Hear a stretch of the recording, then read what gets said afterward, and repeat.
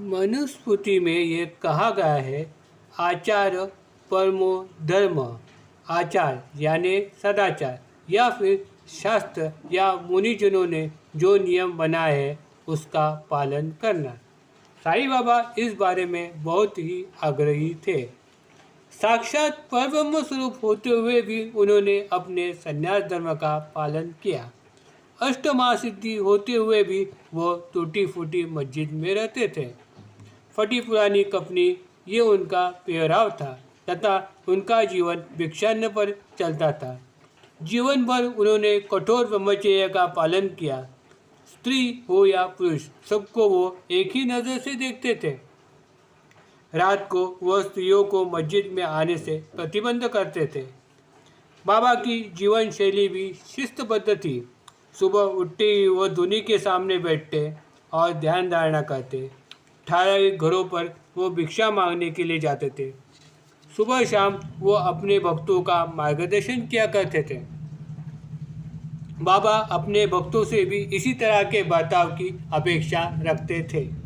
साईं का भक्त मेघा शिरडी में मौजूद सारे देवी देवताओं की पूजा अर्चा करने के बाद में वह बाबा की पूजा करने मस्जिद में आता था।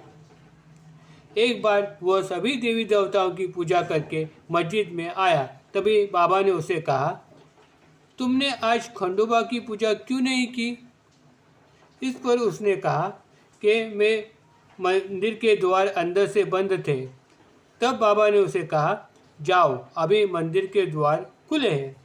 खंडोबा की पूजा करने के बाद ही बाबा ने उसे अपनी पूजा करने की अनुमति दे दी। साई के साठे नामक एक भक्त शिरडी में रह रहे एक विधु स्त्री के घर पर कुछ गलत इरादे से गए। तब बाबा ने अचानक घर के द्वार पर प्रकट होकर कुछ इशारों से उनके इस कृत्य की निर्वसना की और उन्हें चरित्रहीन होने से बचा लिया। इस घटना से गुरु अपने शिष्य के बर्ताव पर कितना ध्यान देते हैं, इस बात का पता हमें चल जाता है। बापू साहेब जोग ये साईं के एक निष्ठावान भक्त थे। अनेक सालों से वो साईं की पूजा अर्चा मस्जिद में किया करते थे।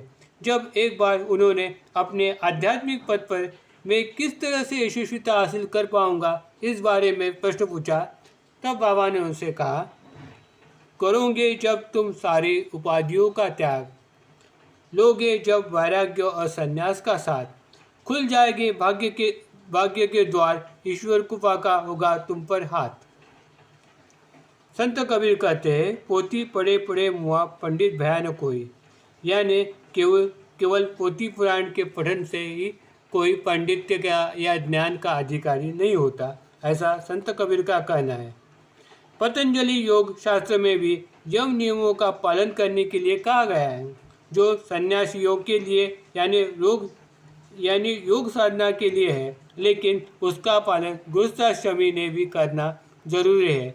वह यह है, सत्य, अहिंसा, अस्तेय, अपरिग्रह, यानी किसी भी चीज़ का जरूरत से ज़्यादा संग्रह न करना, ब्रह्मचर्य, ये कुछ नियम है जिसका पालन गृहस्थाश्रमी साधकों ने भी ईश्वर प्राप्ति के लिए करना जो जरूरी है।